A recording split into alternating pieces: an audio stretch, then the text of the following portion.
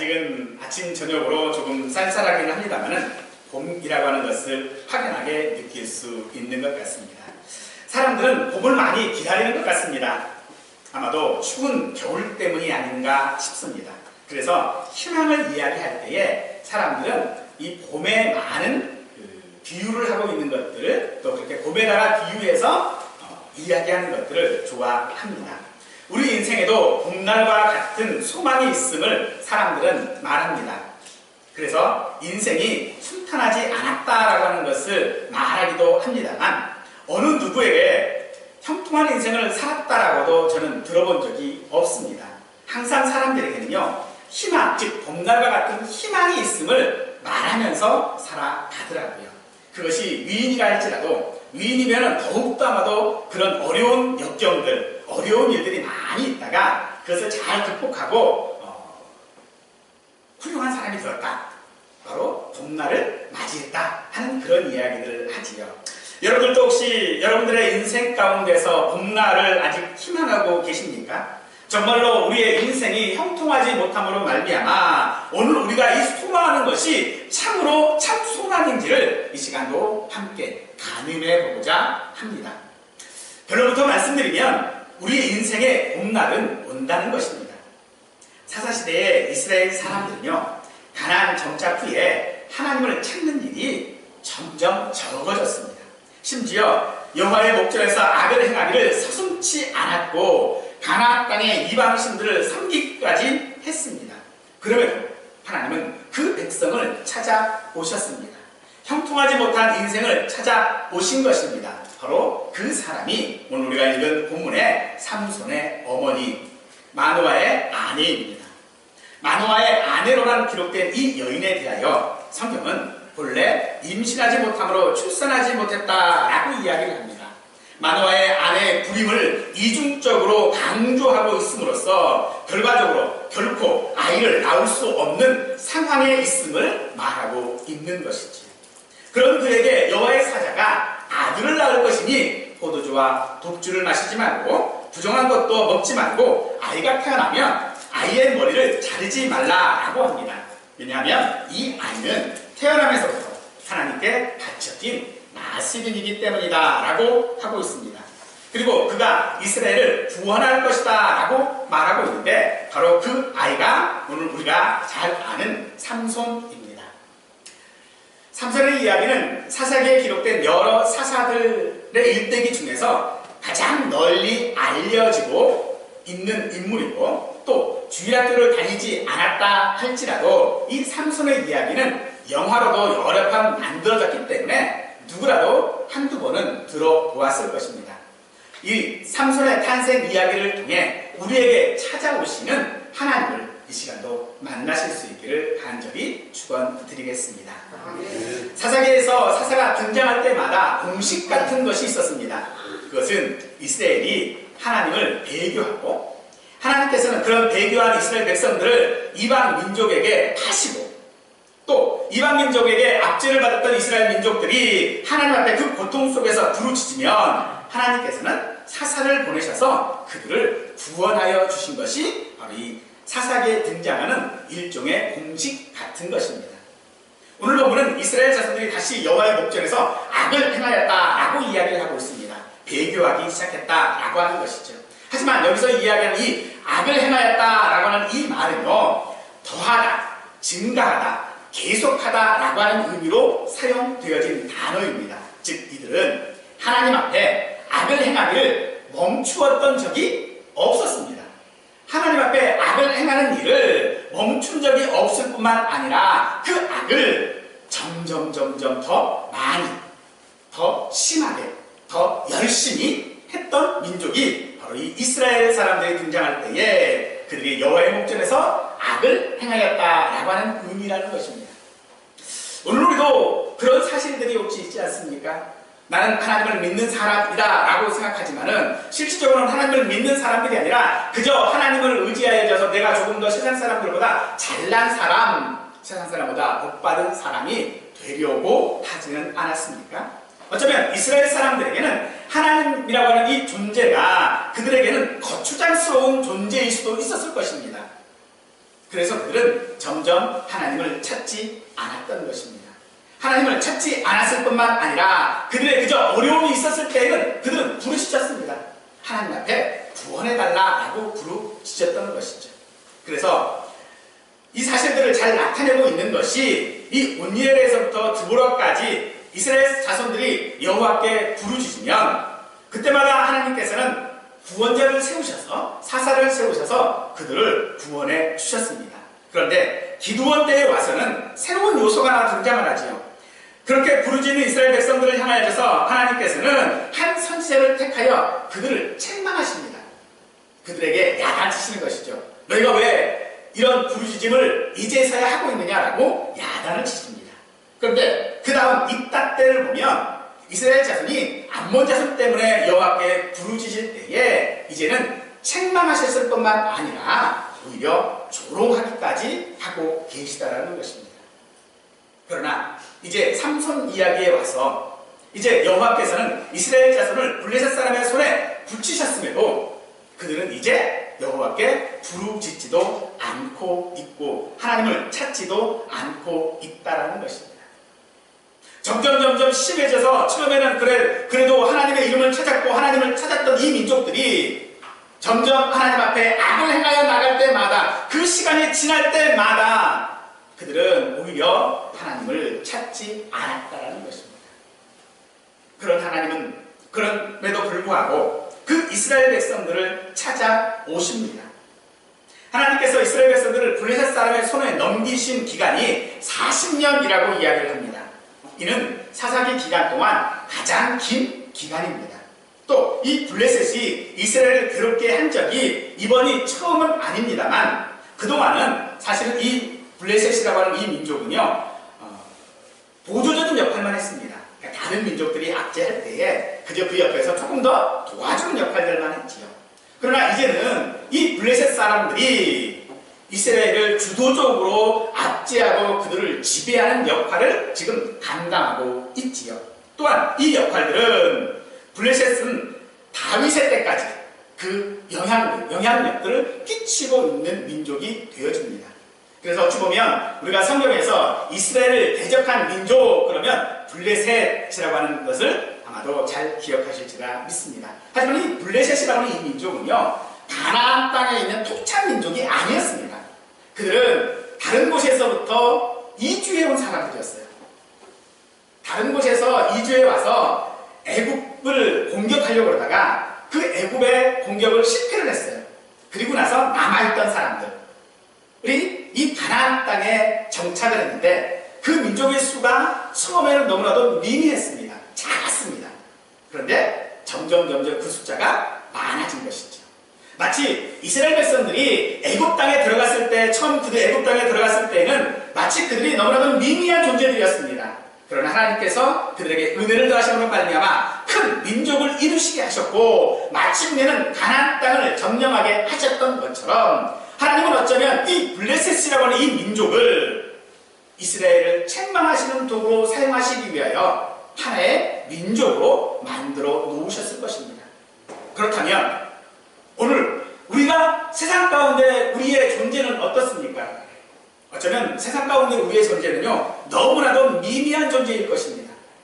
그러나 세상은 어떻습니까? 세상이 과연 우리보다 더 큰 민족입니까? 세상이 과연 우리보다 더 강한 사람들입니까? 만약 그렇다면 그것은 하나님께서 오늘 우리를 책망하시고 우리를 돌이키시게 하시기 위하여 그 세상을 강하게 하셨다라고 우리는 보아야 할 것입니다. 세상이 우리보다 결코 강하지 못합니다. 왜요? 그 세상은 예수 그리스도의 그 보혈의 승리를 결코 이기지 못하기 때문에 그렇습니다. 그렇다면 그의 군사된 우리들이 그 세상을 이기지 못하는 이유가 무엇입니까? 바로 그것은 우리가 하나님을 찾지 않기 때문이다 라고 볼 수 있을 것입니다. 그 기간이 얼마입니까? 그 기간이 처음에는요 너무나도 적습니다. 그 기간이 처음에는 작습니다. 그저 조금만 노력하면 그 세상을 내가 이길 수도 있었습니다. 그런데 이제는요 그 세월이 그 기간이 40년입니다. 여러분들 우리나라가 일제 36년 강점기를 맞이했을 때에 그것이 끝나고 나서 지금 시간이 얼마나 지났습니까? 거의 100년의 시간이 흘렀거든요 지금. 그런데 어떻습니까? 아직도 그 일제 강점기 때 있었던 모든 잔재들이 아직도 많은 사람들을 괴롭게 하고 있다고 하는 사실들을 여러분들 잘 아시죠? 그렇다면 이 블레셋이 이스라엘에게 행하였던 그 영향력은 어땠을까요?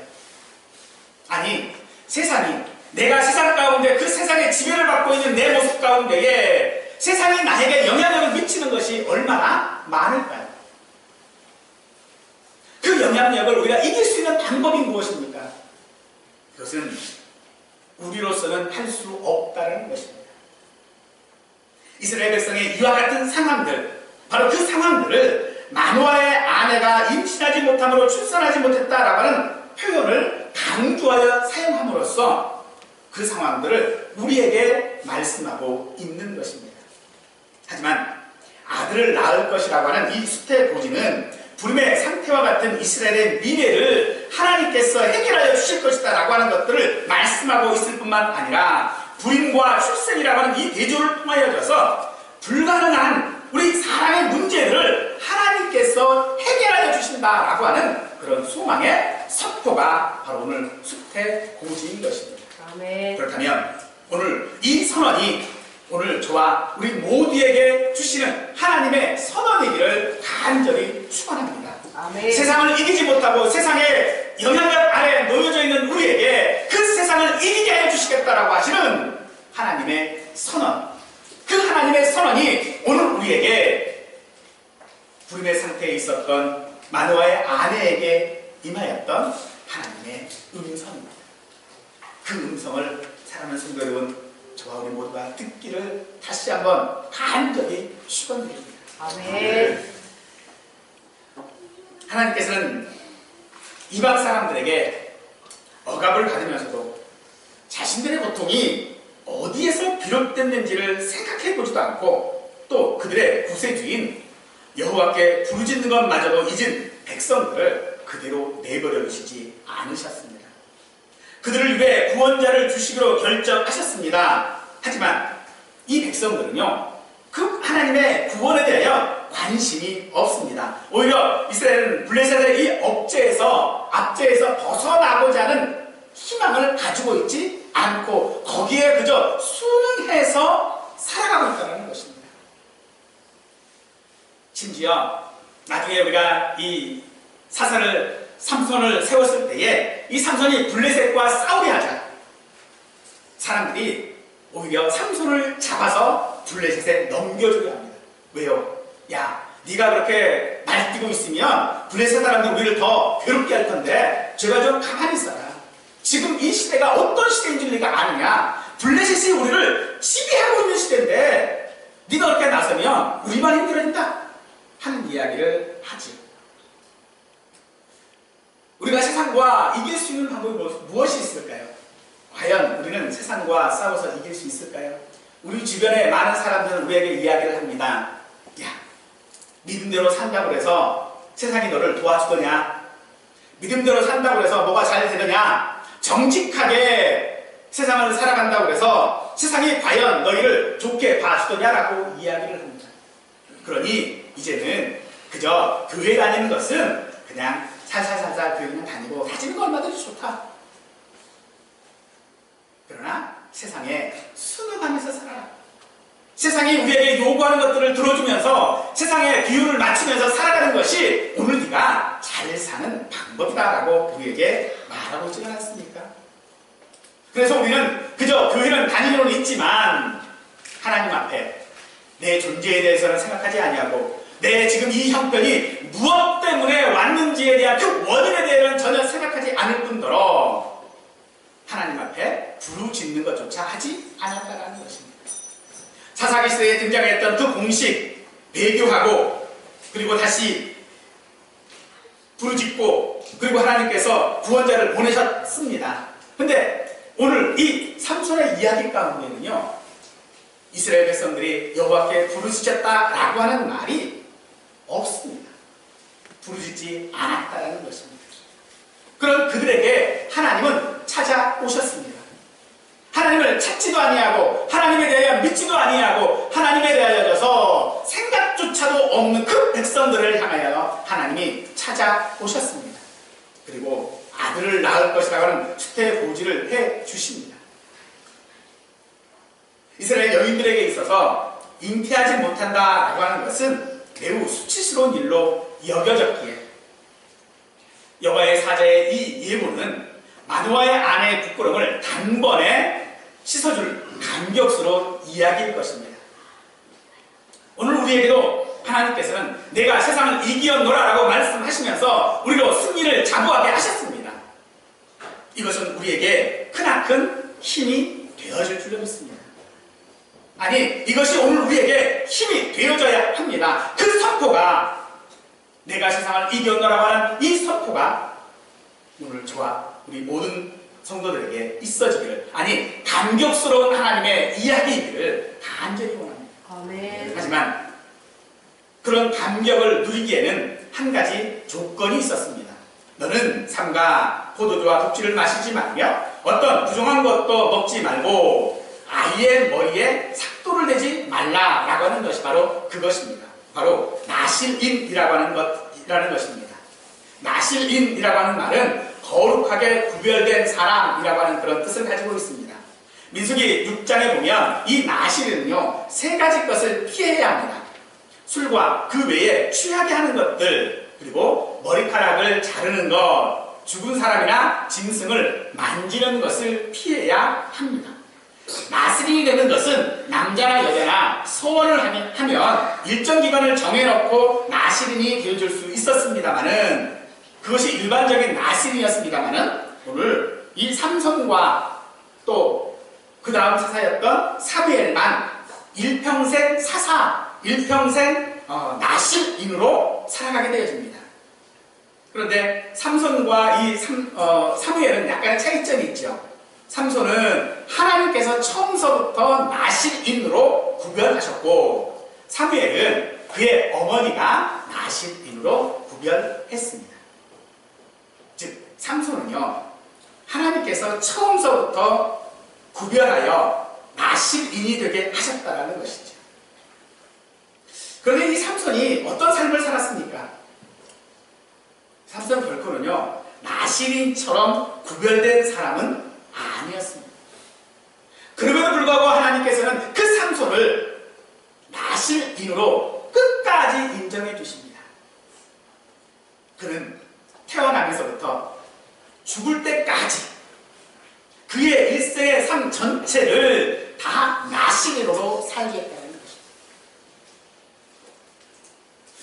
우리가 삼손을 잘 기억하고 있죠.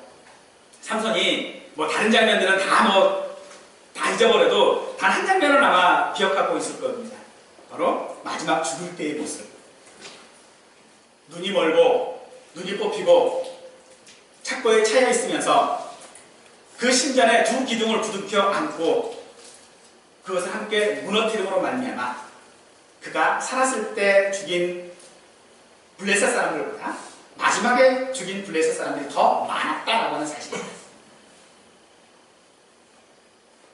그 사실들을 통하여져서 우리는 삼손을 기억합니다. 하지만 하나님께서 기억하시는 삼손은요, 그런 삼손이 아니었습니다. 하나님께서 기억하시는 삼손은 나면서부터 죽을 때까지 나실인인 삼손을 기억하시는 것입니다. 사실 우리도 나실인입니다. 삼손이 태어나면서부터 나실으로 선택된 것과 같이 오늘 우리도 처음부터 구원하기로 선택된 사람들이 바로 우리들입니다. 우리들 또한 하나님의 특별한 계획과 섭리로 처음부터 택함을 받았다라고 하는 사실인 것입니다. 때문에 오늘 우리도 삼가해야 할 것들이 우리에게 있을 것입니다. 민수기 규정처럼 정해진 것은 아니라 할지라도 우리 각자들에게는 분명히 구별해야 하는 것들이 있다라는 것입니다. 예를 들어보면 이런 경우들을 볼 수가 있을 것 같습니다.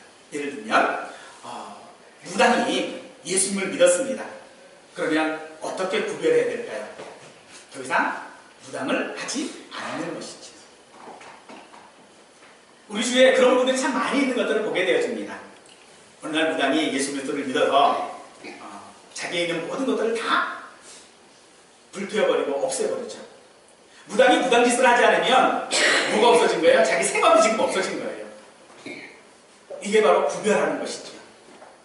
오늘 저와 여러분들에도 하나님께서 택하시고 그 택하신 사실들을 내가 깨닫고 내가 예수 그리스도를 나의 인격적인 주님으로서 영접한 그때에 하나님께서는 분명히 우리에게도 구별하기를 원하신다는 것입니다. 아멘.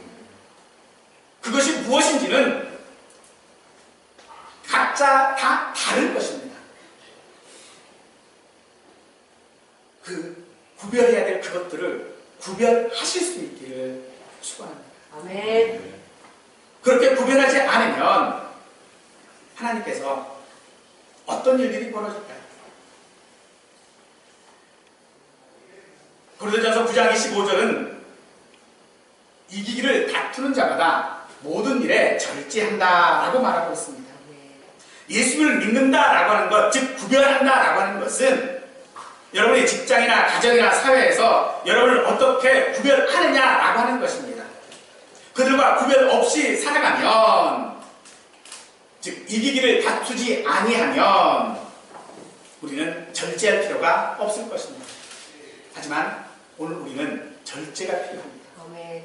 무엇이든지 간에 바꾸는 것이 분명히 필요하다라고 한다는 것입니다. 바꾸는 것이 필요하다. 절제하는 것이 필요하다는 것입니다. 아니, 내가 구별하기 위해서는 분명히 내가 금지하고 내가 무엇인가 절제하는 것이 반드시 필요하다라고 하는 것이지.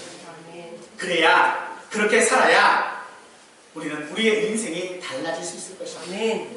하지만 내가 구별하지 않는다면, 아니 구별하지 아니하고 절제하지 않는다면 어려움은 없습니다.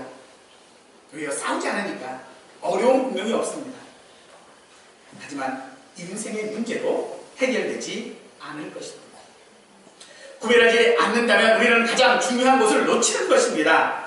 오늘 이야기에서 가장 중요한 것은 이스라엘의 구원이 이 아이를 통하여 시작될 것이다 라고 하는 점이지만, 삼가 포도주와 독주를 마시지 말고 모든 부정한 것을 먹지 말며 아이의 머리를 자르지 않는 그 구별하지 않는 것, 만약 구별하지 않는다면 마누아의 아내는 잉태하지 못했다라고 하는 그런 수치는 덮고 기쁨을 누릴 수 있지는 몰라도 일생 이방 여자의 뒷공무니가 쫓아다니던 아들을 바라볼 수밖에 없을 것입니다. 성경에 나오는 다른 유명한 수태고지와 마찬가지로 아들을 낳으리라라고 하는 이 하나님의 약속은 사실 가장 가망 없어 보이는 사람들에게 그러한 일이 실로 있을 법하지 않을 뿐만 아니라 불가능한, 그래서 그런 일이 일어난다면 이것은 기적이다라고 말할 수 있는 사람들에게만 일어났던 일들입니다. 따라서 마누아의 아내에게 하신 하나님의 선포와 계획은 은혜일 수밖에 없는 것입니다. 아니, 오늘 하나님께서 나를 택하시고 나에게 구별하라고 말씀하시는 그것이 오늘 우리에게 은혜라는 것입니다. 아멘. 그 은혜가 없었으면, 아니 그 은혜가 없기 전에 나의 모습은요 불가능한 겁니다. 가망이 없습니다. 그런 나에게 하나님께서는 은혜를 허락하여 주셨던 것이죠. 아멘. 이 삼손의 어머니는 삼손 이야기에 있어서 가장 어쩌면 중요한 인물입니다. 하지만 다른 의미로 보면요 너무나도 사소한 존재라서 이름조차도 거론되어져 있지 않습니다. 그녀가 무명이라는 것, 이름이 알려지지 않았다라고 하는 것, 이것이 오늘 그에게 그가 하나님의 은혜라고 하는 것에 대한 하나님의 약속인 것입니다. 오늘 우리도 세상 가운데 알려지지 않았습니다. 오늘 우리도 세상에 그 어떤 것도 감당하지 못하고 이기지 못하는 그런 우리들은 무명의 사람들입니다. 세상이 절대 우리를 알아주지 않습니다. 어쩌면 그러기에 하나님께서 우리에게 주신 은혜가 더 풍성하게 되어진다는 것입니다. 그런데 여러분, 이 3살의 어머니 마누아의 아내에게 주어진 이 은혜는요, 사실 아들을 낳는 것이 아닙니다. 문제가 해결되어지는 것이 그에게 은혜가 아니라는 것입니다. 무엇이 그에게 은혜였을까요? 그것은 삼가하라라고 하는 바로 금지하시는 은혜일 줄로 믿습니다. 성경은 사실 우리에게 하라라고 하는 것보다 하지 말라라고 하는 명령이 더 많습니다. 억압하고 제한한다라고 하는 것으로서 생각해 볼 수도 있겠습니다만 그것은 방임이고 방종입니다. 하나님께서는 우리에게 구별하라고 하실 때에 막연하게 어떤 말씀을 하시지 아니하시고 분명한 기준을 주셨습니다. 그것이 마누아의 아내에게는 포도주와 독주를 마시지 않는 것과 부정한 것을 먹지 않는 것이고 아이의 머리를 자르지 않는 것입니다. 하나님께서는 우리에게 금지하신 것들이 있다는 것이죠. 우리에게 하지 말라는 것들이 있다는 것입니다. 그것이 우리에게 은혜인 줄을 믿습니다. 그것이 오늘 하나님께서 우리에게 주신 구별하는 방법인 줄 믿으시기 바랍니다. 내가 금지하는 것이 내가 하지 않는 것입니다. 그것은 곧 우리에게 구원의 확신을 주는 것이기도 합니다. 우리가 구별하지 않으면 사실 분명한 것은 없습니다. 경계가 확실해야 된다는 것입니다. 내가 구원받았느냐 받지 않았느냐를 우리는 어떻게 확신할 수 있습니까? 내가 그것을 금지하는 것을 하고 있느냐 하지 않느냐로 알 수 있는 것입니다. 내가 구원받았음을 확신하지 못하는 이유가 무엇입니까? 하나님께서 금하신 것들을 내가 하고 있기 때문 아니겠습니까? 내가 하나님께서 금하신 것을 하고 있기에 하나님께서 나를 구원하셨나? 내가 구원받았나? 라고 하는 의심을 할 수밖에 없는 것입니다. 하지만 하나님께서 하지 말라라고 하신 것들을 내가 그대로 해가고 있으면요, 우리는 분명히 확신할 수 있습니다. 내가 구원받았음을 분명히 확신할 수 있게 되어지는 것입니다. 이 마누아가 사는 곳은 소라 땅 단지파의 거주지였습니다. 근데 이곳은요, 나중에 이 블레셋 사람들이 이주해 옴으로써 이 땅에 있었던 단지파 사람들은요, 다른 곳으로 이사를 할 수밖에 없었습니다. 그 다음에 이 블레셋 사람들이 물러간 다음에는요, 이 땅은 단지파에게 돌아간 것이 아니라 유다지파의 땅이 되어버렸습니다. 경계가 모호하기 때문에 그렇죠. 이것은 사단이 우리에게 주는 유혹이기도 합니다. 내가 구별된 사람으로 살아가는 것, 내가 믿는 자로 살아가는 것, 내가 하나님께서 금하신 것들을 지켜가면서 살아갈 때에 사단은 우리에게 항상 경계를 허락합니다. 경계를 줍니다. 그래서 그 경계에 나를 쓰게 해서 이것도 아니고 저것도 아니고 이렇게 하는 것 같기도 하고 저렇게 하는 것 같기도 하고 항상 그 경계에다 나를 놓는다는 것입니다. 그렇게 경계에 놓아지면요, 우리는 결코 그것이 내 것이 되어지지 못합니다. 사랑하는 여러분, 사단이 우리에게 하는 그 모든 어려운 문제들에 있어서 분명한 경계를 가지시기 바랍니다.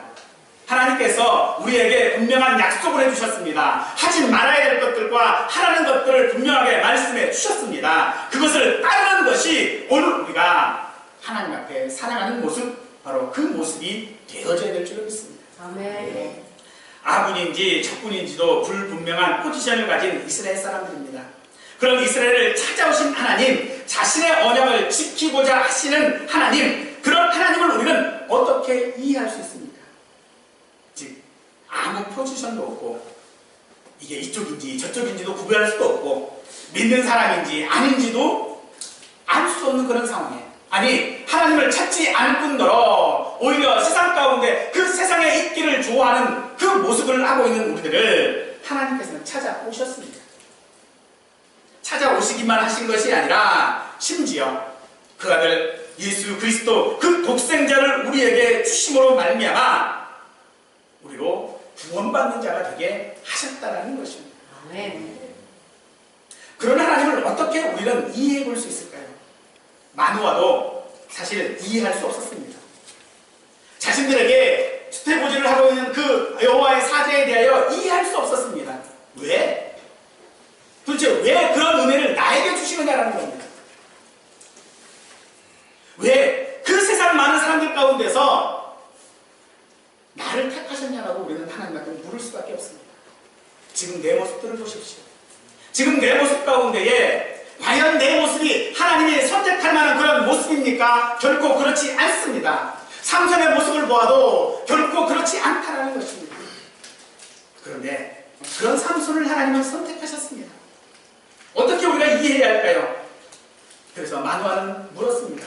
도대체 당신의 이름이 무엇입니까? 즉 당신은 누구입니까? 라고 묻는 것이죠. 그에 대하여 오늘 13장 18절에서 여호와의 사자가 그에게 이르되 어찌하여 내 이름을 묻느냐? 내 이름은 기묘자라 라고 말씀하시죠. 기묘자라고 하는 것은 기묘한 사람이라고 하는 그런 말입니다.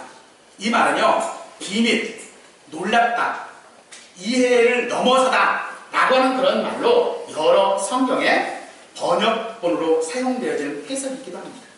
한마디로 기묘자라고 하는 말은요, 불가사의하신 분, 이해할 수 없는 분이라고 말하는 것입니다.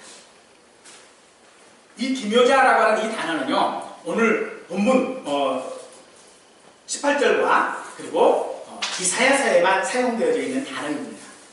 아시는 것처럼 이사야서는 예수님을 기묘자라고 표현을 하고 있지요. 즉 누구를 말하고 있는 것입니까?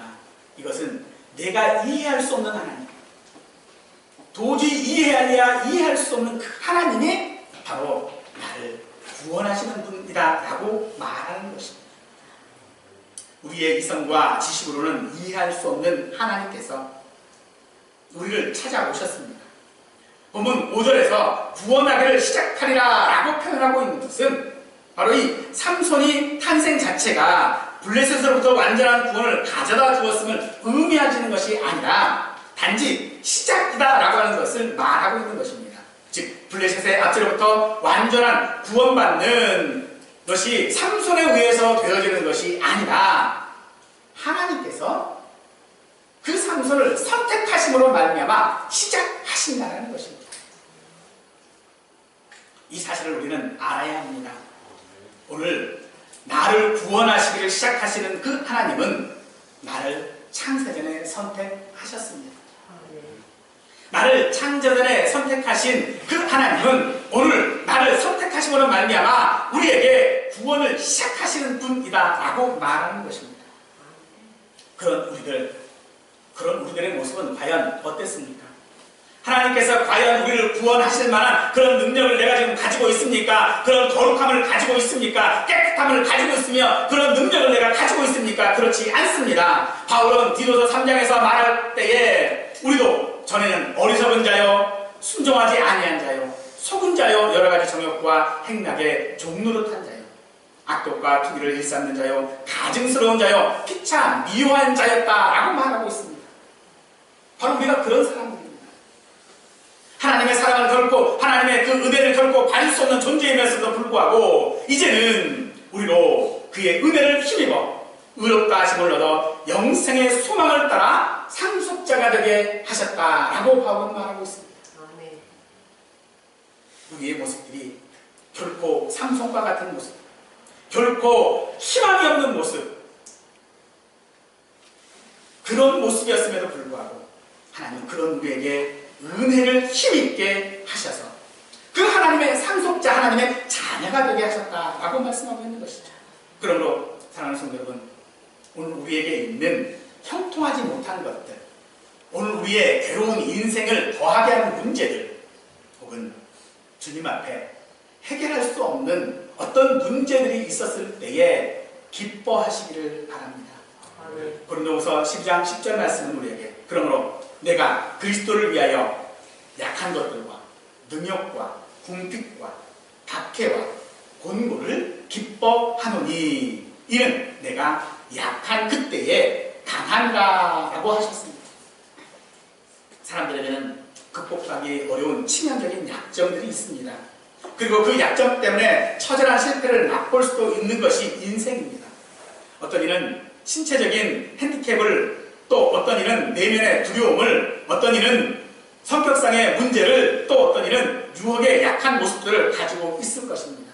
그러나 우리 그리스도인들에게 중요한 것은 내가 어떤 약점을 가지고 있느냐가 아니라 그 약점을 가지고 내가 얼마나 하나님의 도움을 구하느냐가 우리의 문제인 것입니다.